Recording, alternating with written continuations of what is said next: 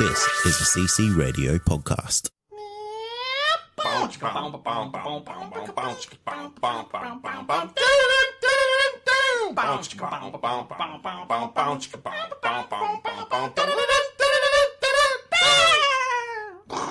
Welcome to episode 208 of the Countdown Movie and TV Reviews podcast. You may want to grab a cup of tea and some damn scones for this episode, folks. One guy talking, my name is Wayne. My name is Paul. Welcome to the podcast. We count down movies, very occasionally, sometimes television in order of awesomeness so you don't have to. And as Wayne has so brilliantly alluded, Subtle as hell, son. today is the top 10 British films. British films. We've gone geographical for the first time. We're going to do a series of these over the course of the next year or so. And we wanted to start with a very important area of the world, shall we say. Should we have made it UK films? Let's get to that. We'll get to that in terms of the defining of what is British and if whether or not you messed up, because hopefully you did check.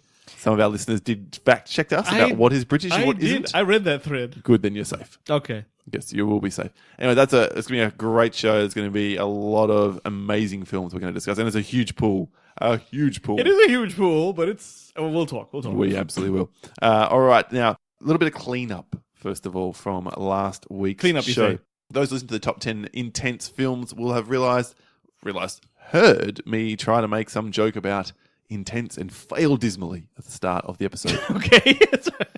Teach Me Something podcast fixed the problem for us. I see. And said, will there be a lot of camping intense in these movies? I hear see it. what's going on here. Intense. Yeah. I mean, I could have gone with that one. That's better than what I came up with, which was fuck all. I can't remember what you came up with, but it must have been pretty bad if that was the good one. Thank you for them for that. And then also from the Captain Marvel review. Which, yes. So the review we stretch off or split off into a different show each week. From Monty Brantley. Spoilerish comment, so just be aware. Skip forward 30 seconds if you're not at all interested in any. It's not that bad, I have to be honest. Samuel L. Jackson is not Nick Fury and didn't lose his eye in World War II. In the comics and MCU, he is actually Nick Fury Jr., the son of the original Nick Fury. I was so hoping for the line, what does your father call you? Junior. I am hoping MCU brings back his dad. Wait. So the Nick Fury that we see is not just a black version of the comic white Nick Fury. It is in fact that Nick Fury's son. That is what Monty and they both is happen to have suggesting. They both lost their eye? Yeah, is that what's going on here? I'm just reporting what the listeners say. Okay, that is news to me, Mont.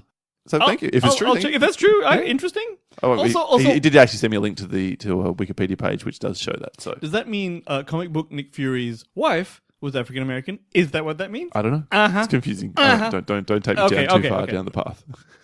One other thing which Rick Peterson, long-time listener to the show, pointed out was on our review of Captain Marvel, and I want to keep this really brief, we did talk about me pointing out why Captain Marvel is as prominently powerful as Thor, if not the most, an Omega level. Yeah, hero. we had a thing about that. We forgot to mention it. Did we? This is Mickey Mouse podcast. Oh my God, I'm sorry. So I'm going to please do, tell me. again, 30 seconds only, very quick. You're saying why is Captain Marvel the most powerful? Or as powerful, at least, if not more so than Thor. Because, here we go, spoilers, she flies through the middle of a fucking ship and destroys this Star Destroyer. Look. That's powerful, motherfucker. She can fly. It's through the ship! Look, it's not bad, but Thor took a sun to the chest! It's not... He took a sun to the chest! It's a planet, bitch! He took a beam of sunlight. Bitch, it's a sun cracker! It was dead, and then they woke it up, and then he fucking fucked it with his chest!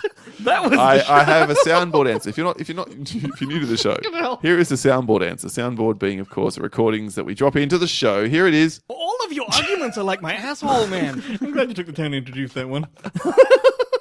Just the new listeners. I've realised that it's been a while since we've acknowledged their Hey presence. guys, how you doing? Great to have you on board. Anyway, there you go. That's the point. I feel like that's why she can ride with surpass Thor. She can fly. That's it. She's still not tougher than Thor.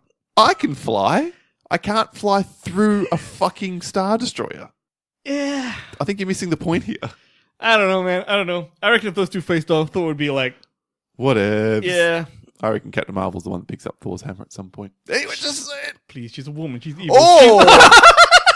She wasn't... If fucking Captain America wasn't worthy, she ain't. Come on now. And I'm sure she did some bad thing before she was like, Captain America. That's terrible. It's fine, motherfucker. It's fine, motherfucker. I might have to edit that shit out. Suck a dick. Just keep it in, okay? It's fine. I'm telling you, everyone's fine with it. That's enough. That's enough. All right, moving on now to our plug for the week for the Podcast Republic app, the app of choice for the Countdown movie and TV reviews podcast. If they're on Android? If they're on Android, that is correct. For your Android device, a robust and good app. I like it better when you say it. App that you can check out this and any other show on. So please check out the Podcast Republic app. Press buttons. Dynamite drop-in money at broadcast school has really paid off. That's known as a call to action poll, which every advertisement must end with. Okay. Press buttons. That's what they'll have to do. All right, well, that is the end of the preamble for the show, except for one very important thing I almost forgot. The results from last week's Top 10 Intense. I take it I got films. finger banged. Very close. Oh. Very close. 46 votes recorded. Fuck. 21 to you, 25 to me. Oh, just like... Very close. Well done, sir. So it gives me Good the one. overall lead 4-3 in what has definitely been the closest year thus far in terms of the results. Same results or vote will be up today in the Facebook listener community. Link is in the show notes. If you're not there yet, head on over there. It's the only place you can vote for who wins each week in terms of their lists. Totally. All right, let's get into it then. The top 10 British films, and I'm not going to do any accents, I promise. Are you sure? So you have to promise.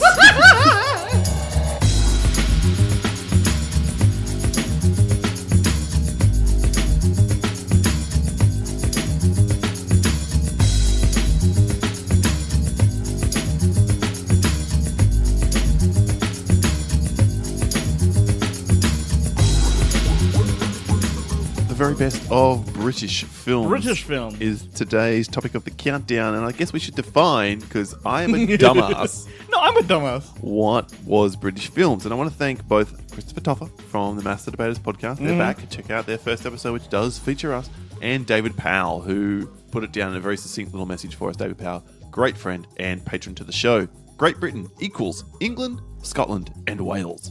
UK equals Britain, i.e. all the above, and Northern Ireland. Neither includes the Republic of Ireland, which is its own nation. So, we probably did ourselves a real favour by just I didn't going fucking know that. British. So I'm saying, dumbass, didn't know. I have no idea. So that is what we're restricting ourselves to. English, Scottish, and Welsh films. Right, because there's a shit ton of Welsh films out.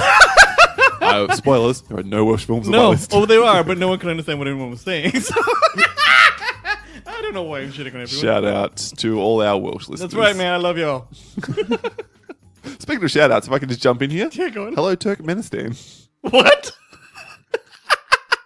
where we were very briefly the number 2 TV and movie podcast. Because there's two cunts with an iPhone there? Yeah. Because I'm pretty sure, basically, that there was 4 downloads that week. Where's Turkmenistan? Do you know where that is? Middle East. Okay. He said, hopefully, No, confidently. because in my head, of course it's in Turkey, right? But who knows? I know nothing. Sorry. Anyway. Everyone's going to fact check me now. And say That you will dickhead. be a future top 10 list of the show. Top 10 Turkmenistanish. Right, that's it. We were sliding down anyway, so they stopped listening to us. spiraling out of control. All right, well, why don't I lead off? It's pretty straightforward, the parameters. Yeah, you go ahead. I have to be honest, though. There's not a lot of classic films on my list. And I had to be honest. There's a temptation when we compete against each other and we see the listener feedback. By the way, heaps of listener feedback. Thanks so much to everyone for yes. coming in with their choices for this week's Pop 10, which we'll get to at the end of the episode. But I had to be authentic to myself. And so I have one old film on my list and the rest are all fairly contemporary. Oh, okay. Yeah, me too, because I don't really know shit about old films. Yeah, so when we say our top 10 British films, they are our top 10 Right. British films. We don't want to suggest that these are the best British films. We're not making that argument today. Yeah. We very rarely do make that argument. They are Not our... successful. ours. By the way, I'm so old that some of the contemporary choices I made are in fact classics. Yeah, arguably. Do you know what I mean? If you're listening to this and you're 18, 19 years Yeah. old and you're like, that film is older Holy than, shit, older man. than My dirt. dad and mom Yeah, fucked exactly. to that film. Yeah, but if you are one of our older listeners, our age or older, you'll be like, what the fuck? Yeah, exactly. All right, you're number 10. My number 10 then is a Danny Boyle film. Wow. And So is mine. ooh, is it the same one? It's from 2007. It's a fantastic sci-fi thriller slash sort of pseudo horror film. It's called Sunshine. I wondered if you'd have this on here. No, mine is not that one. No. All But right. tell me about Sunshine. Sunshine stars Cillian Murphy, Rose Byrne, Chris Evans. among others, and it's a great film about a group of astronauts/cosmonauts who are sent up to effectively reignite the sun. It's written by Alex Garland, who, of course, is a bit of a darling these days after Ex Machina and Annihilation. He is popular now, isn't he? Yeah, and it's I find this film visually fantastic. This is possibly definitely one of the most beautiful movies I've ever seen.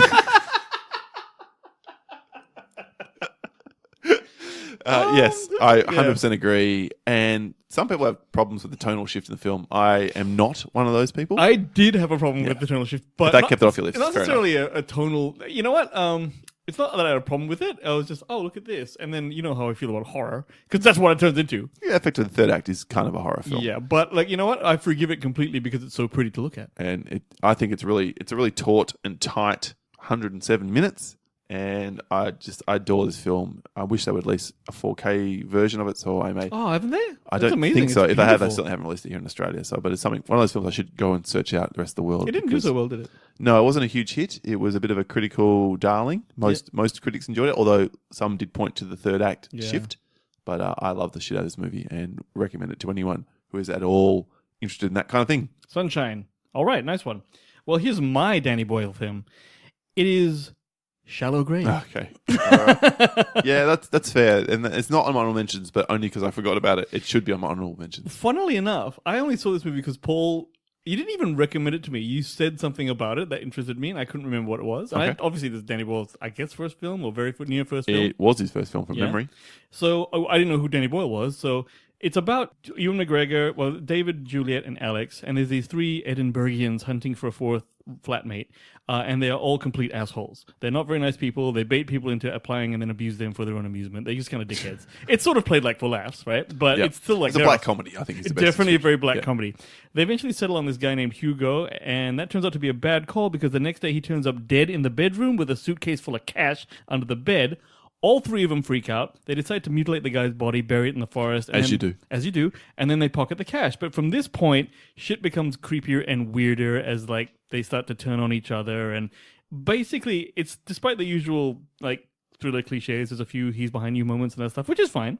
I think it achieves this like cut above the wrist kind of status because I didn't know what this movie was when I showed it to you, and then it turned out to be quite dark. And I find that I didn't like any of the characters, but I liked what happened in the movie. And and never having heard of this director before, I'm like, this is better than your usual one of those things. It's probably because it was British that it was so. That's what we're celebrating. Yeah, it was, but because it was so, in that. Well, let's face it, the sort of underlit kind of like stark palette kind of. I don't know, not stark palette, but it's British looking. And that's what threw me off. So I really dug this movie. British looking. What's British looking? British looking is this. Grey? Okay? Yes, Grayer? it's grayer. More dour? Certainly the tone is away from bright, certainly, but the pitch of the movie as well, and the I would say the grain of the film almost, because it's the British movies to me Shallow Grave seem would have been more shot on film. Yeah, exactly. So grainy like that. I know they have that digitally, but yeah, I think it's just. I remember thinking I'm going to remember this director now just because of this, and it turns out he's the shit as well. But you watched this after you watched some other Danny Boyle films, right? Not to mention them, because they may yet come up. Yes, you're right. But we won't talk about that. But yeah, absolutely. I will go on record now and say that Danny Boyle is the most represented director on my list. I'm really embarrassed about the amount of very few, almost like directors that are like all together on the list. Like, there's a lot of their own movies. Yeah, okay. Twice. Yeah, well, yeah. Yeah. We'll see what lands. Where my number 9 may incite some wrath from you. The hell you say? My number 9 is a film we recently rewatched for the patrons. Oh, don't say this. It's 2006's Casino Royale. Oh my god! Directed by Martin Campbell. Let's look at Wayne's reaction. Low, cunt! Why is it so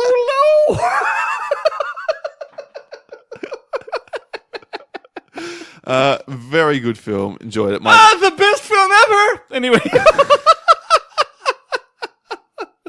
You couldn't be more wrong if your fanny was screwed on backwards. It is! Alright, tell us why the world's best movie is only number motherfucker. What? No. Shit. The world's best movie, he says. Kinda! It's definitely in the running. I did not expect this to be where it is clearly on your list. What the fuck, man? All right, well, please do go on. Casino Royale is a fantastic It's the shit! reboot of what was a very flagging and sad James Bond franchise. Did you ever see the original? No, with David Niven? David Niven. Yeah, it's fucking hilarious. Yeah. No, clearly this is the one. I haven't seen it. I won't. It's like Rat Pack. I will write nothing off. In a year where I'm trying to watch as many films as I am, and I've watched some shit I would not have touched with a 10-foot fucking pole so far this year. Shout out to Daniel from the IMDb Journey podcast. We'll get a score check next week for who's where because I am catching up. This film is a light at the end of what had become a very dark tunnel. It's incredibly well put together. Martin Campbell returning from GoldenEye, if I'm not mistaken. Oh, it was him, wasn't it? Yeah. Yeah, that's right. And I think ups his game significantly. Completely. Not that GoldenEye's a bad film. It's a very good film. This is a much better iteration for me because it's a more grounded, realistic take on it. It's Daniel Craig is David Craig. Craig David. Anyway, Daniel Craig fills me in.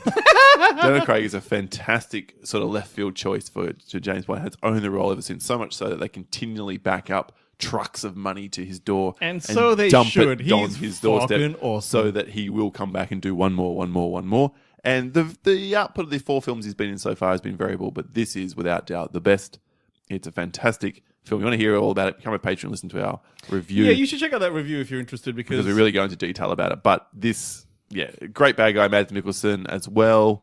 Some I didn't know incredible who he was at the time, but yes, action scenes, I have to say, dude, including the whole thing was parkour. class, man. It was that great. parkour scene took fucking like 6 weeks. One of the most extravagant car chase accidents in film history as well. Yeah, they trashed 3 of those 300k Aston Martins and pretty- had to install some fucking thing on the passenger side to blow it over. Very cool. And at the end, does not end the way a standard James Bond film does. Would agree. So, yeah, that's my pick for number 9.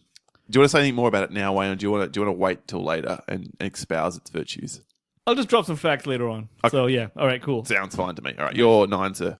My number 9. Although I love this film and maintain it's technically great British comedy. Or technically, or it is. It is, but like look, what I'm saying is I will admit this one is purely nostalgia. All right? It's 4 Weddings and a Funeral. Oh my god, I love the movie. Fuck you, Paul. I'm sure Deanna. Inconceivable. I'm sure Deanna actually also picked this, so it's not Dina unheard of. from the Twister Philly podcast. Twister Philly Just podcast. announced their 100th episode. God damn. Or Congratulations, just girl. Just had their 100th episode. Congratulations, Dina Marie. Nice one. Yes, this movie, so you're a Hugh Grant foppish fellow and all of his friends and stuff like that, but it came around the time that you and me, all our friends were getting married. Remember that shit? Did it? Yeah, it came around the time. What year was this shit? It was like after Bill and Joe, and then like the other, and then like it was in the air. And I remember that was this like magical fucking wedding where we went there. And What Wet song was in this? it's I feel it in my fingers. What's it called? Love is all around. I feel it Up my ass. soul. Yeah, that one, right? Which I loved. We might have a new music conclusion to this countdown. I'm not going to rule it out. You're mocking me, aren't you? No, I'm serious. All right, but yes, because of, I think, purely how the movie felt, with all the friends getting married and then this happening and all sorts of bad, whatever, good and bad shit happening, I just adore the shit out of it. And every time I look at it now, I kind of remember being young. Do you not look at it and think Hugh Grant, tranny hooker? Nah, everyone fucks a tranny hooker every now and then. What the hell? No! I should clarify, I have not. But, Sure, good backtrack. oh, please, this is nothing. Hugh Grant, man, that's nothing. Have you seen the scandals happening now? Forget about it. Andy McDowell, like, I don't know. Andy McDowell, I was never necessarily a Yeah. fan of that coquettish bullshit smile shit. Like, come on, bitch, please. All right? But I do know that everything else about it was fantastic. I actually loved Hugh Grant in this movie, and I loved his work in The Man from U.N.C.L.E. One Guy Talking. So, You should watch Paddington 2. what? Paddington 2? Yeah, I only saw Paddington 1. Paddington 2 is it? Is Hugh Grant? He's the villain. Oh, is he? Yes. Oh, that's It's fabulous. Return to form. Wow. And you know what? I love his Well fucking... done, fabulous. That I mean- would be a word that Hugh Grant would use. Yes. Dreary. I think. Foppish and British. He and made it whilst cool. I said that, my hair flopped over my eyes in an annoying manner. He is the cowlick king. And FYI, everyone, Paul used to be too. And now he doesn't have enough hair to have a No, cow. I'm the one with not enough hair for anything. So All right. Anyway, yeah. I think that'll earn you a lot of votes. I don't know. I think everyone's gonna think I'm a bitch, but then again, that's true. I personally think you're a bitch. Of course you do. But, because yeah. it's the truth. My number 8 is the oldest film on my list. I'm very, very pleased to have it here. It is the funniest film on the list, without a doubt. It is a Monty Python film. My favourite Monty Python film. It's Monty Python and the Holy Grail. Now I did not know your position on Monty Python. The Holy Grail. Yeah, that's got to be the best of them. I think so. What were your views on? It's obviously it's better than Life of Brian, or is that right behind it? I like Life of Brian just fine, but I think this one is a better film, maybe because I'm more into swords and knights. Absolutely. And No, let's face it, it's more interesting than, Babylon, Jesus, whatever. So, okay, not bad. Yeah, the funny weird thing that I actually like about this film is when the fucking knights are like clop, clop, clop, clop, clop, right? And they're jumping around and stuff, right? I love the way that it is Monty Python, so it is absurd. And it is the most absurd version of the King Arthur legend that you could possibly imagine. That's totally fine, but this attention to detail I really appreciated. When they all rear up on a castle or something and the four knights are pretending to be on horses, when they stop, they don't just stop, they fucking like totter around like a horse might. I'm like, that's just great. And when they attack the French castle, and of course they are hit with a wall of very hurtful abuse. Fart in your general direction. Is this why you put it on the fucking list, you asshole? For this day, I put this sound drop in, 6 months ago for this day, yes. But you might have put this movie on just so you could use the sound. You are quite correct. Fart worth in it your twice. general direction. Oh, God, all right, fine. Look, very, very funny. Loft is so many quotable moments in the film. It's the sword fight with the cut Sword your arm fight, off. That's got to be it. What do you mean? It's just a flesh wound. The crown jewel, exactly. Yeah, brilliant film. Very, very funny. Yes, it's of a different time, a different era, and if you've never seen it before, I'm not sure you'd appreciate the way that perhaps I have. I'm trying to remember what offensive things could be like mistaken now. I don't mean it that way. I just mean it like the humor is so weird now. I'll be honest with you, right? I never really got the Monty Python thing. I would say the films are exponentially better than the TV show. Okay, that's probably what I'm saying. The TV show, that Flying Circus. Yeah, I swear to God, once every 8 episodes you'll laugh or some shit. Once every, it's just when it's gold, but mostly it's fucking shit. So one guy talking, I'm sure I'll get some heat about that. Vote for Paul this week. That's my 8. All right, my 8 is Kingsman: The Secret Service. Yeah. You know why? Honorable mention. Because it's a near perfect movie. All right, the only bad thing about this movie is Sam Jackson's lisp. That's it. It's a co-production with the US, but I'm okay with it. I think it fits the brief because it is very, very British. It's about British. Yes, Yeah. I'm okay with it, technically speaking, and that's why I ended up putting it off my list, just for that small reason. I understand. But I have no problem with it being on the list. Okay, fine. Well, I will actually tell you that this movie, apart from being a good ass action and a movie that basically achieves everything it sets out to do. And I found that the movie actually gave you kind of, or for me anyway, it gave me sort of valuable kind of life lessons. Because Harry Hart is doing the whole thing. There's nothing more noble than being superior to your fellow man. True nobility is being superior to your inner self. Okay. Shit like that in a movie like this is, for me, I don't know, makes it more valid. Nothing to do at all then with a good suit. Oh, God. That was great. Although, I don't really like the British cut. Ooh. No, it's cool. But Doesn't like the British cut on a top 10 British films episode. Vote for Paul. No. Side vents are nice now, but anyway, long story short. All right, so fuck it. There you are. This movie is like if James Bond and Quentin Tarantino had a baby. That's what this movie. It's foul and gross enough, and yet it's still kind of cool. See? So that's what I say. Yeah, okay. Babies can be foul and gross and kind of cool. That's fair. I don't know about cool, but okay, yeah. So, all right. My number 7 is likely to upset one of our listeners. From the favourite film of Duty from Shaken Not Nerd and Noob, Hot Fuzz. oh, I've got it higher. Oh, there you go. You will score Duty's vote this week. Directed by Edgar Wright. It is my second favourite in the Cornetto trilogy. Of course it is. Of course it is. So obviously Nicholas Pegg, Simon Pegg, Simon Pegg. Too many beers. Simon Pegg and Nicholas Frost together for the second time, pulling off a brilliant parody. Is parody too strong a word? No, homage to. I would say homage. 80s and 90s action flicks, whilst being hilariously funny, occasionally violent, and very, very self-aware. This film is utterly brilliant. This film's utterly rewatchable too. Absolutely. I've seen it so many times, and each time it's one of those where you never stop it. He's like, "Oh, this is coming on." Boom, watch the whole thing. Fantastic film with a good little twist, good little mystery in there as well, and a whole bunch of known British actors. The other thing is how many people they got for this film is incredible, including Academy Award winner Olivia Colman in a very small part. Which one is she? She is the one who's constantly making jokes about sex in the police force. Oh, her, yeah. Oh, yeah, she's big now, isn't she? Yep. Yeah, and then they had... She's as big as you can be. She has the ultimate accolade in the Best Actress Oh, wow. category. Yep. That's a bit huge. Plus, they got James Bond in there. Paddy Considine, Timothy Dalton. Timothy Dalton, of course. Timothy Spall. Yeah. Yeah. Rafe Spall, whichever one the younger I one. think it's Rafe. Rafe Spall, Timothy Yeah. Spall's son. Yes. Ah, yeah, okay. No, he's cool. That's funny shit. Also, Jim Broadbent. classic shit. Such a good Classic cast as well. But more than that, I think the reason this movie is good, apart from all the good comedy in this and that, is that it paces so well. I remember watching the movie once, and then I kind of I disengaged from the screen or just walked off for about what I thought was 5 minutes, and I came back and an entirely new part of the movie had started. So I'm like, shit, this is really a snappy movie. It passes along really quickly well. It does. So- It's so... These two films, and I guess you and I would agree that The Yeah. World's End does not hold up Nah, compared to these two. That one fucked up. I and don't therefore like it's that one of the most disappointing films of Yeah. all time. But the cleverness of this script, Edgar Wright and Simon Pegg absolutely nail it. Yep.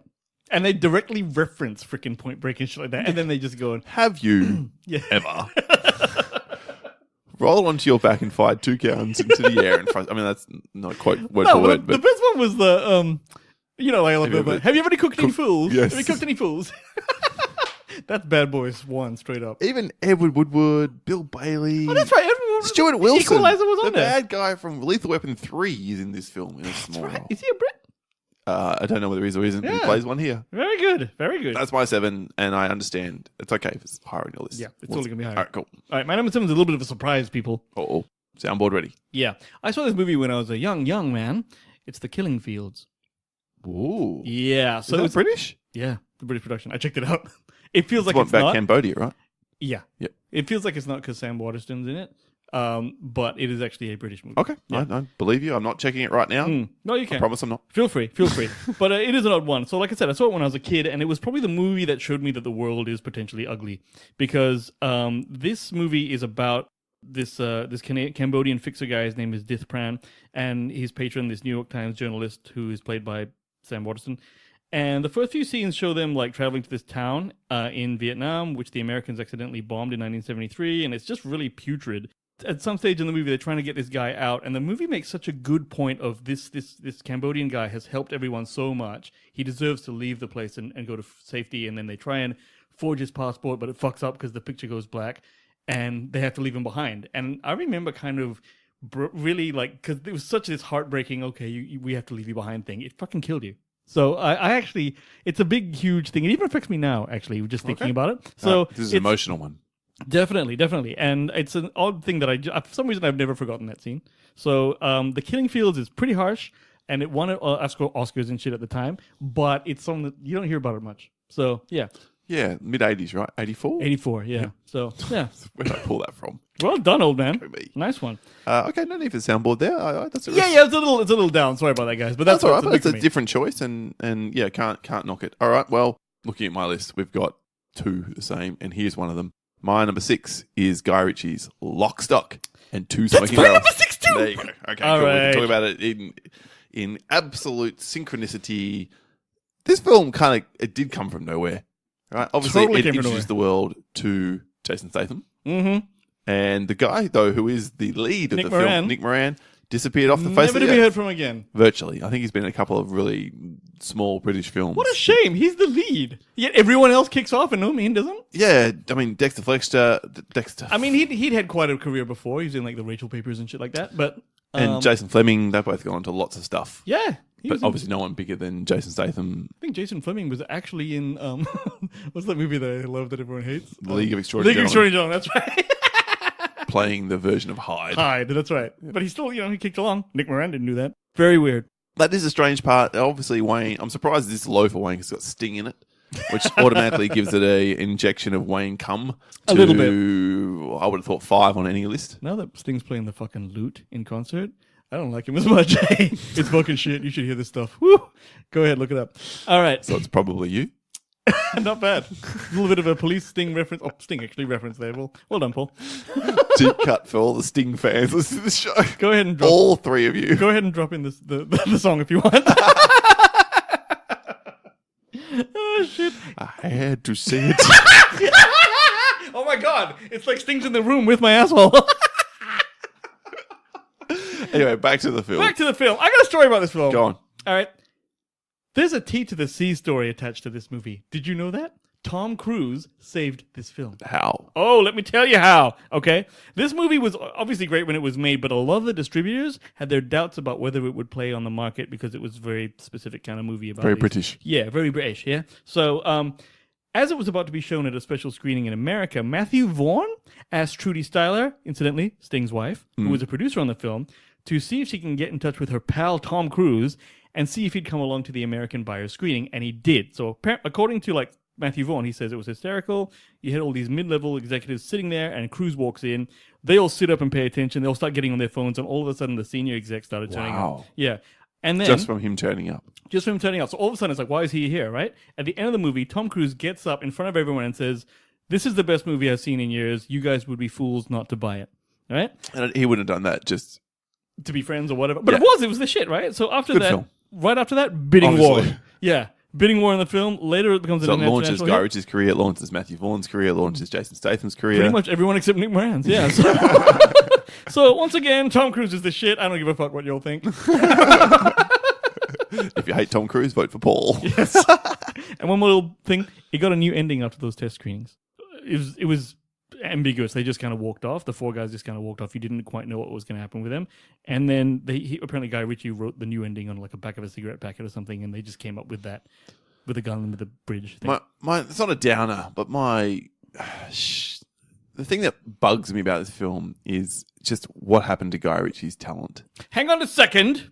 Hang on a fucking second. I have the answer, by the way, but go No, on. no, fuck you. Because, look, Guy Ritchie goes and does this and another one, which I'm sure will turn up. All right? I don't want to talk about it. Oh, okay, yeah. And I know he's had some very wild missteps. That shitty revolver one with Jason Statham. That I don't even know what he was doing. He was on crack, all right? King Arthur. King Arthur was... All right. Fucking shit. Like, he was kind of shitty, all right? But it was... There's not a patch on that fucking revolver thing. Swept away. I never saw Swept Away, but I imagine it was a turd. This is a guy who dances left and right. This guy is like, he's like, oh, really good one, then just really bad one. And then maybe one that's okay. And then Are you Ridley Scott? Oh, good point. Yeah. Well, guess what? Fucking The Man from U.N.C.L.E., which I can mention, it's not on my list because it's technically an American production. And also not good enough to make It was fucking beautiful. That movie was fucking fantastic. The Man from U.N.C.L.E. is nothing like a Guy Ritchie movie, and it's all the better for it. It's beautiful and has a ton of heart. Everyone go watch it. All right. So anyway. If you want to be bored. Oh, for a long eat my time. balls. That is a beautiful fucking movie. And Henry Cavill is fucking the shit in it. He's Archer. Anyway, long story short. So I forgot what I was saying.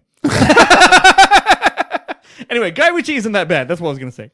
So, fuck you. Yeah, I totally disagree. What? He did. Guy Ritchie What has- did he do last time? What is the last thing he did? King Arthur? No. Really? Yeah, we got another one. We got Aladdin coming very shortly. Oh, he did that? Yeah. Shit. All right, now we'll know. Fine. No, we know. I'm not saying Aladdin's a bad film. I haven't seen it yet. I'm just saying that on the output of the last 20 years, with the Sherlock exception of the Holmeses first were awesome. I love the Sherlock Holmes Holmeses. film. It's fine. They're both awesome. Second one is extraordinary. Anyway, yes, it made me lament a little bit about the early Guy Ritchie when he took chances with films and his style was so new and his shtick was so fresh. But he did have the to turn on a dime and actually make like these other movies that are not very Guy Ritchie. He's versatile. Here Who is the knows? reason why he sucks, by the way. Why? Because Madonna succubused him. Yeah, she succubused him big time. Yep, massively. Have you seen that picture? With the fucking dildo? Yes. Yeah, everyone's seen that. I don't know if it's real or not. It probably is real. If it isn't well played. So the guy likes to get pegged. If it is- What do you want? I mean, he's a It's- director. Okay. It's a good representation of why he sucks now. Oh, no, it's not. No disrespect if you like to be pegged. It's fine to have stuff shoved up your asshole, that's Paul. on you. It's fine. That's on you. All right, that was my 6. And your 6. My number 5 then is another Danny Boyle film. It is arguably the most loved Danny Boyle film and probably the most iconic film on my list. It is Trainspotting. Not on my list. Oh! Yeah, okay. No, I do agree. It's good. It's on my honorable mentions. It's brilliant. A brilliant film that at the time, when I watched this in 1996, I'm like, I don't understand this shit. I don't do drugs. Yeah, yeah. What the fuck? What's he crawling to the toilet for? I didn't either. And I hadn't really studied much about it. 23 years later, having dealt with lots and lots of addicts, this film is utterly brilliant. That is It's also that's Paul's work. He doesn't just hang out Yeah. with them. dealt with, I gave them drugs. Yes. yeah, sorry. He's a drugger. He's a fucking I'm a pimp. Yeah, I'm He's the Colombian guy. dealer. I think that's what we're looking for. Clearly, I'm joking there. No, Dealer. the fact that this film could take such serious subject matter. I mean, some awful stuff happens in this movie. I imagine you would have had quite the time with when he shat in the bowl and then had to go chasing the suppository. I imagine you, a man who has problems with butt stuff, would have a real problem with this scene. I went further than what you're saying, like dead babies, Wayne. That's where I was going through too. Oh yeah, the dead baby. That's horrible, isn't it? Not to make any further jokes about that, despite Wayne's desperate attempt to laugh. This film is dark, but it's also incredibly comedic and incredibly engaging. Like these characters, again, this is yes, he was in Shallow Grave, Ewan McGregor, but this is the film that catapulted him into stardom. This is the film that he owes his whole career to. Same with Robert Carlyle, arguably Johnny Lee Miller, and even Johnny Lee Miller was doing stuff like Hackers, but yeah, I get you. I know what you mean. Yeah, but it wasn't a big. No, it film wasn't like this. Even Ewan Bremer as well. Like all four of these guys, their careers are built on this. It is so iconic. Scottish film. I don't know. Is Danny Boyle Scottish? I don't know. My apologies. I should have looked that up. But it, I don't know either. with such an iconic soundtrack as well. I would say definitely the soundtrack. Which is hard to not put this on the episode. Go ahead and throw it around. But yeah. I think also that you're right. The fact that it made you laugh, especially with a shit joke, it sort of belies how this movie is actually enjoyable, even though it's telling you don't do drugs. Yeah, pretty much. It's a morality tale. Yeah, and for it's sure. the worst shit about it. But literally. It's incredibly put together, and it from a visionary director at arguably the height of his powers. I know that he goes on to win the Academy Award for Slumdog Millionaire. I think he did anyway. Slumdog Millionaire won Best Picture. Can't remember if he won Best Director for that year. But Danny Boyle is one of the best filmmakers working still today. I'd probably agree with that. 23 years later. Pity the sequel sucked. Sequel was really, really low rent. I think most people forgot about it even recycled about 25 minutes of footage from Trainspotting. And that was kind of the best part. in a 100-minute film, give or take. It was. Yeah, let's not talk about that. Let's not tarnish. There are some people who love the second one because their love for this concept, this novel, and the film. But you indie for'd it, didn't you? But for me, as a casual, so to speak, fan of a film which I really, really like, the second one was just nothing. Yeah, no. I would agree. All right, good call. Fair enough. My number 5 is freaking Hot Fuzz. That's where I put it. So we're going to have to jump back to you. There's a duty vote for you. My number 4 is a film I spoke about last week, so I won't want to crap on about too much in my top 10 intense films. It was extraordinarily high on my list. It is Neil Marshall's The Descent. Really? Yeah. So good. Good. This film I wouldn't have put on the list if I was jonesing for votes, but this is a me list, and it's authentic and... Oh, okay, Senator. I really... yeah, okay, yeah. I know. Could have said ScoMo. We'll get it. Yeah. You still haven't seen this film. You must. I haven't. And I want to be there. Okay, I'm scared. This could be like a night. This could be like we could do like a live party watch of The Descent. Oh, what? Yeah, with like that? both of us. We could even film reactions, but we could have both of us on social media and commenting as it happens, which you're not really watching the film, so that's why I'm not. No, then everyone would know I'm a total bitch. I mean, they know it now, but like they would see it directly. They would then know. I'm too scared, and I'm also really claustrophobic. Not really, but kind of. That's what I'm saying. Watch this film. It would make your list. I will shit in front of the camera. So, would you have your pants on or off? I mean, on. Okay, that's right then. That's my number 4. Again, if you want to hear me talk about it at length, check out last week's show, the top 10 intense films. My number 4, The Descent. Okay, my number 4 is A Fish Called Wanda. Yeah. Love this one. Here's an never seen it since it first opened. Like I haven't seen it in 30 years. Oh god, I adore the hell out of this film, and I looked at it again recently, and okay, holds up, man. All right. John Cleese is wicked as always. Jamie Lee Curtis in what I consider to be her prime, right here. But most of all, Kevin Kline and his fucking he's the heart and soul of the film, in my opinion. He plays this sadistic Otto who carries a silenced pistol everywhere, and he's an American, and he's against the British, and he successfully accessorizes baseball caps and trench coats. Very good. All right. So very important consideration for Wayne's list. But yeah, shit, man. Like, there's all these scenes in here where John Cleese is doing a striptease. He gets interrupted by a family and children. Michael Palin gets chipped rammed up his nose by Kelvin Kline. That's right. And Kelvin Kline. Kelvin Kline. And Kevin Kline is beating up on John Cleese after he finds him robbing his own house. That is just a funny scene because he's yelling at him and throwing shit on his head. I don't know, man. I always adored this movie. Okay. Fierce Creatures was not as good, but it wasn't that bad either. I remember seeing Fierce Creatures at the movies at the cinema and just It going, definitely wasn't the movie this is, but I remember enjoying it. I don't understand why they tried to mine the same. Well, I actually think that Shaft. this film actually established that British eccentricism can sell. Like, this was a very early one of those movies, and it kind of spawned these kinds of movies, to me anyway. So, yeah. It was definitely interesting, definitely different. I understand why it's here on the list and might garner you a lot of votes. Maybe one vote. A lot of votes. All right, my number three. My number 3 is a film which is on your list. It's a question of whether it's 1, 2, or 3. It is Guy Ritchie's other seminal masterpiece. It's Snatch. It's number 3. Yeah, there you number go. 3. It's weird that of the list we have both the Yes. Guy Ritchie films in the same place. I know. Oh, okay. This is a better film, to my mind, than Lock, Stock and Two Smoking Barrels. I agree. It is one of the best British films I've ever seen, clearly, at number 3. And it's just, it's like Guy Ritchie at his zenith. It's all the things about Guy Ritchie films. Yes. Like the awesome sort of losing Losing friends editing, is the shit. It's so cool when he the does camera mounted to the actor, the really hard-assed gangsters who scare you, yet the playful kind of tone that underlies it all. that. Absolutely. It's a weird mishmash of styles tonally that comes together perfectly. You know, I watched this with my sister one time, and at the end of the movie, this is like after it had been out for years or whatever. Just at the end of it, with the quick cuts of the he gets on the plane, drinks the thing, but she goes, "That's such yeah, that's yeah."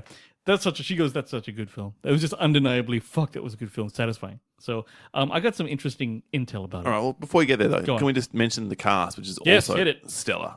So Statham, Brad Pitt, absolutely. At this point in his career in 2000, playing against type, Brad Pitt was the leading man's leading man. He's obviously a very, very good-looking bloke and just could have done anything he wanted to do, and he chose to play this grimy, grungy pikey who then, with an indecipherable accent. So the DVD release, and I haven't got the Blu-ray, but the DVD release has subtitles? pikey subtitles. That's so cool. It's so awesome. Dogs. Do you like dogs? Dags, yeah. No, he apparently has a history of calling directors. After he sees a movie he likes, he calls that director and goes, "Can I be in your next thing?" That's what he did with After this. Lock, Stock. Yeah, he did that with this.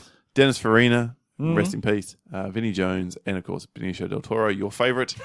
They're all fantastic. This film is so memorable. Such great characters all coming together, and it pulls off that there's gross murders, there's horrendous violence, and yet it still retains a sense of fun. Oh yeah, and I think also it was like Lock, Stock, but more. Yeah, Do you know what I mean? Like, and it Like I became said, cooler. It's the zenith. It's the peak of The the Brad Ritchie. Pitt thing really helped it as well. Oh, He was absolutely. probably the best role he ever had. Yeah, look, I don't want to get too much in that, but Yeah. I think it's fine casting, and whether Ritchie had written this around him or went, let's get him to do that. Full credit to everybody. Well, on that point, did you know that Brad Pitt couldn't pull off a London accent, and that's why he decided to make him go pikey? Oh, Yes. I did not know that. And then like there was like all these weird things, like Bricktop was supposed to be Sean Connery, and Alan Ford, great other choice. I don't know whether Sean Connery could have done this. he couldn't have done it. And also because like apparently Sean Connery said, "Look, I liked your Lock, Stock film, but you can't afford me." I'm like, fuck off. Brad Pitt's coming in, son. Don't worry about it, right? But yes, Bricktop was the shit, man. Yeah. He was so menacing. I'm so glad that Sean Connery decided to go and do the League of Extraordinary Gentlemen instead. You're right. Nothing could have. I can't imagine anyone doing Bricktop with that. You know, I'm an horrible cunt. That guy. He's awesome.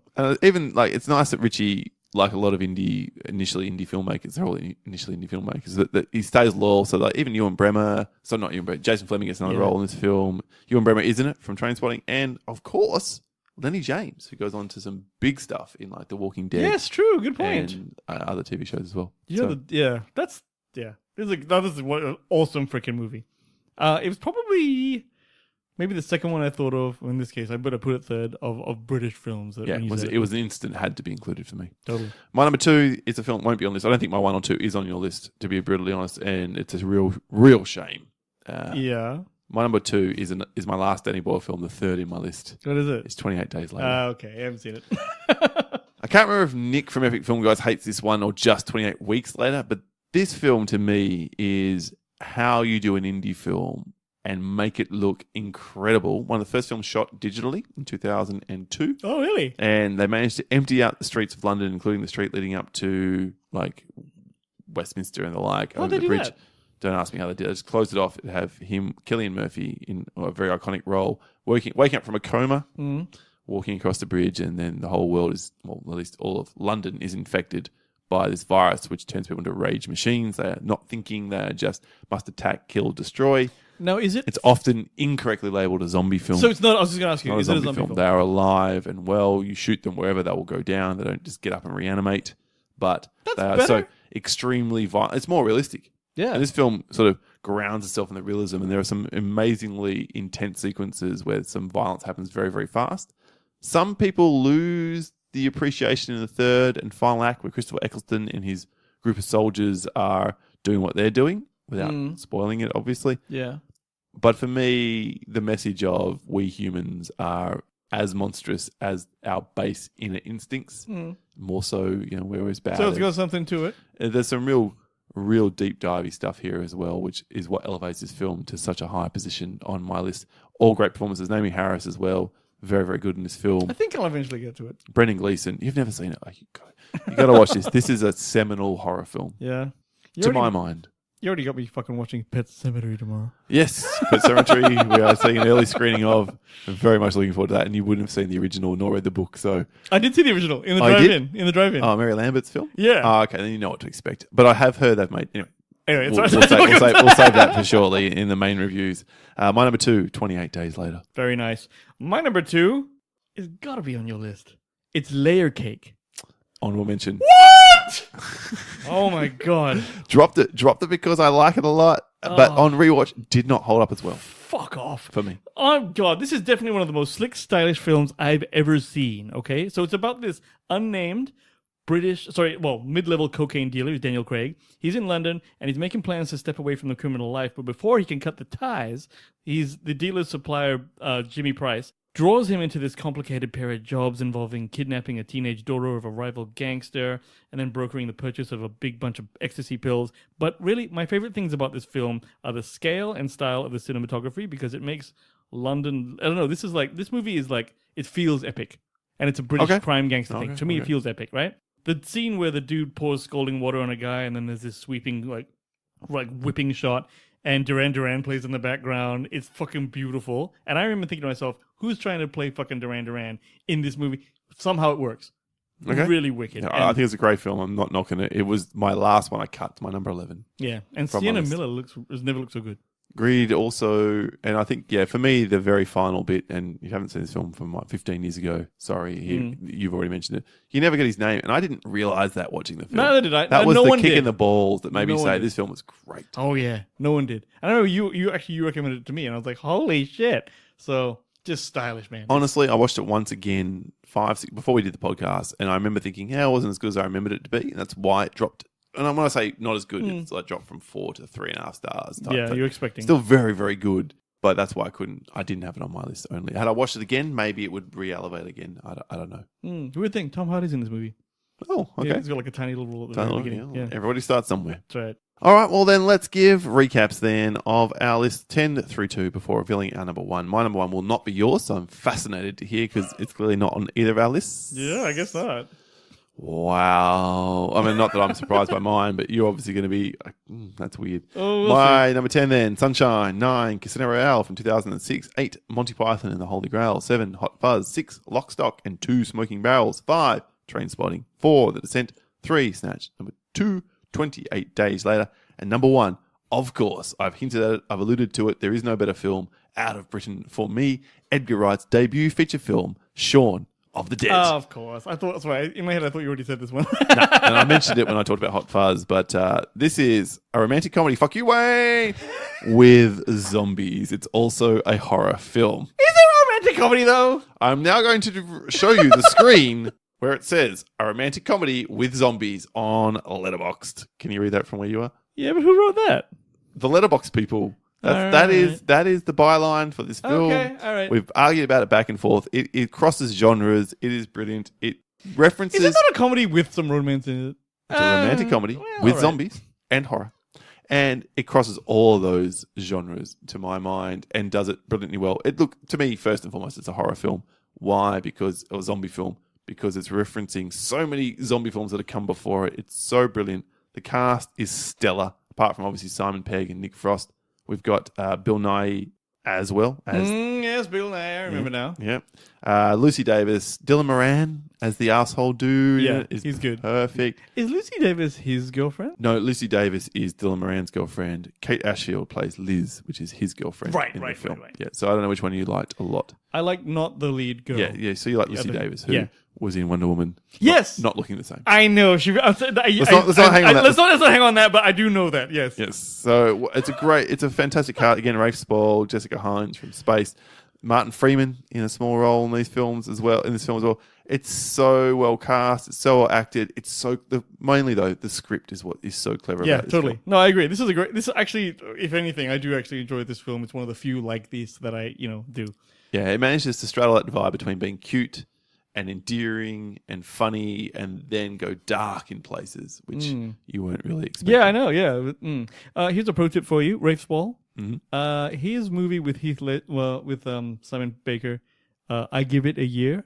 Just never even heard of it. It's a romantic comedy. It's fucking great. You should check it out. It's unexpectedly very good. It's got Rose Byrne and shit in it as well. Anyway, Okay, there you go. All right, well, that's my number one, the best British film to my mind, Shaun of the Dead. well, my 10 to 1 goes a little like this: 10, Shallow Grave; 9, Four Weddings and a Funeral; 8, Kingsman: The Secret Service; 7, The Killing Fields; 6, Lock, Stock and Two Smoking Barrels; 5, Hot Fuzz; 4, A Fish Called Wanda; 3, Snatch; 2, Layer Cake; and of course my number 1 is goddamn Casino Royale. That's the best goddamn movie ever. Like, What? No. okay, I'll tell you some interesting, because we talked about this We have already, a million times even before this show. All right, I'll tell you some fun facts, okay? At the beginning, it was a conscious decision to leave the semi-naked girls out of the opening credits, as this was supposed to be James Bond's origin story, Early days, yeah. and he had not yet effectively established that kind of I like bitches thing until the end of the night. So that's why that is. In the shower scene, you know where Bond comforts distraught Vesper? And then, After they've, yep. Did you think that him putting her fingers in his mouth was weird? Yes. Okay, I remember looking at it going, what's he doing? But I also think that it fucking worked. I actually think, I know, they were in the shower and stuff. She was supposed to be naked in that scene. And he said, Daniel Craig said, she would not have had the presence of mind to take off her clothes and get into the shower. She's just in there. And that's why he What walked is in with the his fingers clothes. about? The fingers is... It's like a sucking reflex of babies or some shit. It was weird. What it was Had was... she been rocking and he was comforting her, No, I'd have been okay with that. No, it was intimacy. He was not kissing her. He was just... I'm glad you brought that up. That was my worst. Did moment you? of the Yeah, film. I actually don't... apart from the mansplaining of The mansplaining was... of the rules of. It was of over-explaining. There's no such thing as mansplaining. no, there's only Wayne-splaining. Trust me, I don't do that. I don't know anything. Yes, so there you are. That's just the fucking... I don't know. How is... This is the best British film. Nope. It's the best one, Nope. man. It's number 11. Oh, God. We will see. We'll see what the listeners think in due course. There it is. They are our list, the top 10 British films. What do we miss? What do we get right? Let us know on our various social media platforms. I'll just run through them, shall I? At the Countdown Podcast at gmail.com, on Twitter at the Countdown PC, or via Facebook listener community, which the link is in the show notes. You can also, leave us a review if you haven't already. Yeah, man. Review for the show. If you're listening, you enjoy what you're hearing, hit us up with a 5-star review on whatever platform that you are Just listening Google us. Google to the Countdown us on, Podcast. and you can You'll Google get us. All the rest of it as well. All right, then, without any further ado, let's get into it then. Your feedback on the top 10 British films in a segment that we call the Pop 10. Talk about. Pop 10. Talk about. Pop 10. Kicking off this week's top 10 with Mark Ellis Reagans from the So Wizard podcast. His number 3, Dead Man's Shoes. Very good film. Really? I I've saw. heard of it. Yeah, it's a very low budget film directed by Paddy Considine from Hot Fuzz and the like. Number 2, Shaun of the Dead. Yes. Word. And number 1, The 39 Steps, which I believe is Old school. Alfred Hitchcock. Yeah, I've seen it. Old school fan film. Dina Marie, the aforementioned, after her 100th episode on Twisted Philly. Congratulations again, Dina Marie. Four Weddings and a Funeral, Shaun of the Dead. Yeah. The Bank Job. Is Jason Statham? I don't know. Okay. I Could be just the don't know. original. David Powell, he was the one who did set us straight on what is British and what is not. So I had to give him a shout out here. And he said, probably too broad a topic. The broadest since black and white list. Laughed. Number 3, with Nail and I. You and I, Yeah. less fans of that. 2, Trainspotting, and number 1, The Third Man, another old school classic. And then he had about 20 films he listed as his honourable mentions. The man's a connoisseur. Dean Jeffrey from the IMDb Journey podcast, who of course beat us at our own game a few weeks back. Mm-hmm. Clockwork Orange, first mention of that film, did give it serious consideration for Did you? Yeah. my list. Snatch and Casino Royale. Boom! Sally Vaughan, another top-level patron of the show, good friend. The Plank, which is a film I cannot say I've ever seen. No, neither. Life of Brian and Monty Python and The Holy Grail. Fan. A big fan of, obviously, the Monty Python. Ghost of the Stratosphere podcast. Again, Holy Grail, Monty Python. Hot Fuzz and Shaun of the Dead were their choices. Nerds Chatting podcast. Trainspotting, Lock, Stock and Two Smoking Barrels. And a film which I love as well, Dog Soldiers. Actually, I remember that. swap out Dog Soldiers for Shaun of the Dead or Hot Fuzz. Fuck, this is hard. Yes, it's hard. Difficult. It is. Welcome to our particular world.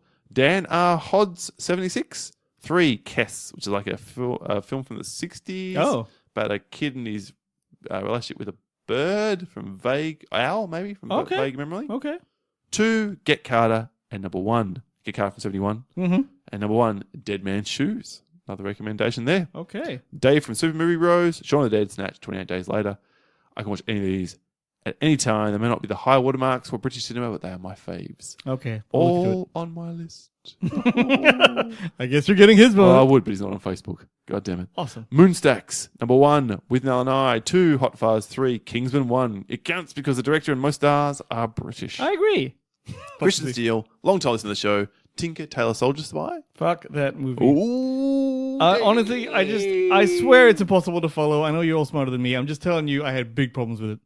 Well, then you'll be happy with his number 2 and 3 choice. Casino Royale and Word. 4 Weddings and a Funeral. Boom. Okay, he's on. Now that I'm older, Shane from that show. Long time since we've heard from Shane. Clockwork Orange, Snatch, and Shaun of the Dead. See, there's all the same ones. There's some definite top tens here. Well, here's a different one. Jedi Dropouts Productions, number 1, Shaun of the Dead. 2, The World's End. Really? 3, Hot Fuzz. Now, and come acknowledged, on. I'm sure this isn't the most popular ordering, but I stand by it. Resolute, if you will. All right. Last few.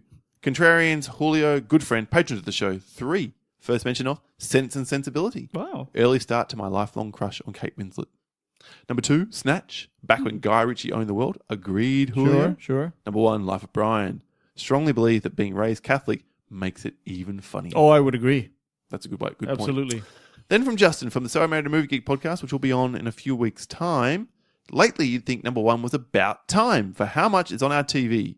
Time traveling wardrobe envy, anyone? Okay. How is this not on your list, Wayne? I would totally have thought this was going to be.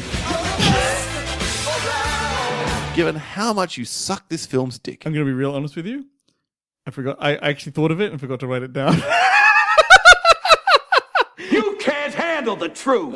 In my real list, which is now too Wow. late to append, I would probably put this at Nope. maybe number 7. Disallowed. Please, the I jury know. slash Oh, no, listeners, no. disregard I that. forgot. It was definitely going to be on there. I can't believe I left it off. Now it's my first honorable mention. I did write back to Justin and say, Wayne will love that one. And he wrote back, well, yeah, it's got Margot Robbie and Rachel McFlaps in it. She does Rachel McFlaps. It's great. I love that people are using the flap suffix now. And sometimes prefix. Oh. Flappy. Oh, yeah. Flappy, if you will. Inkspore said Trainspotting is a national treasure. That film Zulu from 1964. And my top one, This Is England from 2006. It may have been set in the 80s, but it still speaks volumes about the working class life here and to me personally. I see. I want to see that film. Brits on Bikes. I thought, well, hang on. Who could have a better authority than Most Brits on Def. Bikes? With Nell and I. Beautiful very Thing, popular. which I don't know. And The Red Shoes, which is a film from, I think, the late 40s. Ooh, wow. Okay. And that is it for this week's Pop 10. Thank you so much to everyone who gets back to us. We're sorry we didn't have time to get through all of the feedback. We really, truly do appreciate your responses Thanks, to kids. the questions each week. Cool. All right, Wayne, what's happening next week then? That is 208 down. What are we doing next week for 209? You know when you watch a movie and then it ends and you don't know what the fuck's what? That's what we're counting down next week. Ooh, that's a good way of The putting top 10 ambiguous endings of movies. We'll come up with the actual title, but yeah. it. Top 10 ambiguous endings. I think that is perfectly put together. This is a great suggestion from Sally Vaughan. Yes, Sally Vaughan. aforementioned patron, top-level patron of the show. So we're going to go with those films which really left us on edge, like which way did it go, and being able to Speculate. speculate/debate That'll be with fun. your friends. And I'm sure we'll get into some of those debates on next week's episode. Nice. That is it for this week's show, the Countdown Movie Interviews podcast. Thank you so much Thanks, for joining guys. us. My name is Paul, My name is Wayne. We're going to see you real soon. and this has been, of course, The Sound. Fuck off. Ooh, This is a shit that's one. a bingo. This is such a shit one. I mean, they're all shit, but this is really shit. How dare you? Fuck that. It's like, you just got like a sounds like my bad asshole. taste in your mouth. Holy hell, son, you're about as beautiful as a cock-flavored lollipop. Can you not isolate the fucking vocal at least? It sounds like a noisy shit fart. Okay. No, I can't. We will catch you next week.